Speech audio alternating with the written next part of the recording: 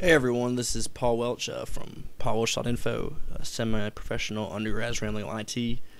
And today I get a question from a user asking how to make a basic multiplication table in Java. And I'm going to go ahead and run you all through that. It's real simple. It's not that hard at all. and it's just a standalone application with just some basic loops and some basic user input and conversions. And so I'm going to go ahead and run you all through that. And it's doing the multiplication table is a pretty basic exercise among entry-level Java classes, so I'd imagine this can help a good bit of people. But go ahead and start running you through that. I have the Eclipse website up is because that's the IDE I use. I think it's real versatile. It works real well. Never really any problems or bugs. You can use any IDE you want, but I recommend Eclipse. Like I said, JBuilder or JGrasp, any of them are fine. So go ahead and just get your ID up, and what I'm going to do is paste. I already got the code written, but I'm going to paste it out step by step, so no one gets left behind here. But go ahead and bring up your IDE, and as you can see, the first thing you need to do right here is import your Java package, the Swing package, just so you have the option to use JOptionPane to get user input and whatnot. And here you just name the file whatever you want, and then here you got the public static void. That's how your program should start either way, no matter what. But as you can see, I just pasted in the first two lines of code. The first one right here, this first line, is you need to instantiate a variable. You can name whatever you like. I named it matrix size as a string, and set it to JOptionPane show input dialog, and I just named it welcome to the Paulwelch multiplication table. What number would you like to multiply it through? Like I said, that part in the parentheses is completely up to you. All you need to know is to use JOptionPane to get the raw data from the user, and the variable name doesn't matter.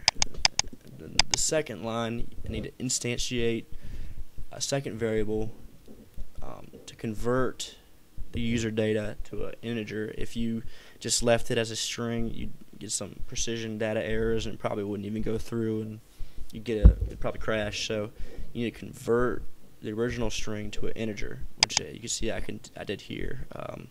You need to create a new variable for that. I just named it user matrix size, integer.parseInt.matrix size, and make sure you get semicolon after each line, just for correct syntax, or else your program's just going to go straight through. After that, you just need to instantiate two variables. I did row and column just because it made the most sense. The basic gist of this program is we're going to make a row and a column, just with one through the user specified number, and we're going to end up multiplying the rows by the columns. And so I just declared the two variables here. Like I said, you can name whatever you want, both integers, and then just for labeling purposes, just to make it look a little better, I did system.println multiplication table through, and then user matrix size is what the user specified as, just to give it like a little title. Alright, I just went ahead and pasted the rest of the code here. You're going to need to use a nested for loop to do these equations.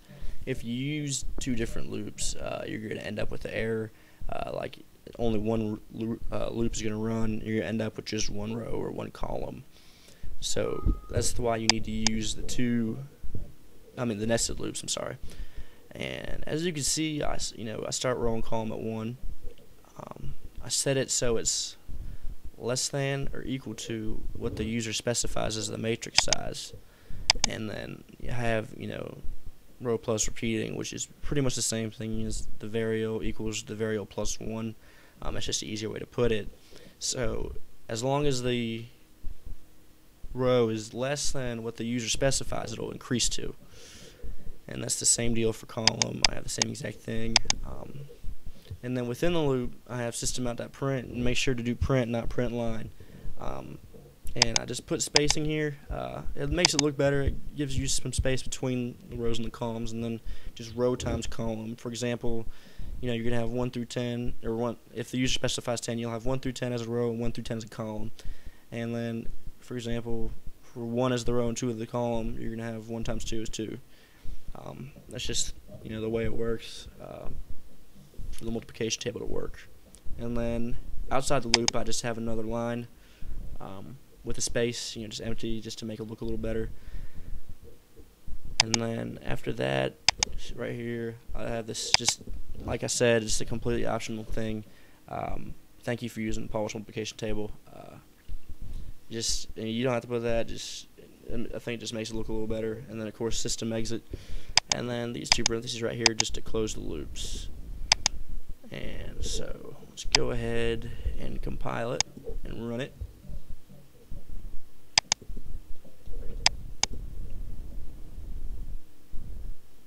And see, you get the input now. Welcome to the Paulwelch multiplication table, and let's just do 5. And as you can see, it prints out the multiplication table through 5. And you can do a large number. It takes a while to like 100, for example. But it's pretty versatile. It's not that hard to make, and a lot of teachers assign this thing, so it's a good review. I'm going to post the code on my website and in the description on YouTube, so you have it.